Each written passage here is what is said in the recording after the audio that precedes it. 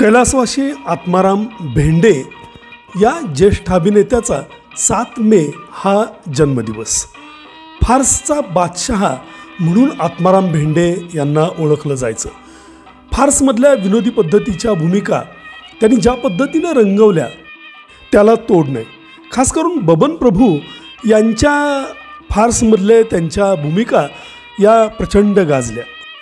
1960 आणि 70च्या दशकामध्ये लेखक बबन प्रभू आणि दिग्दर्शक आत्माराम भेंडे या जोडीनं मराठी रंगभूमीला फार्सिकल नाटकांची ओळख करून दिली आणि रसिकांना अगदी खळखळून हसवलं.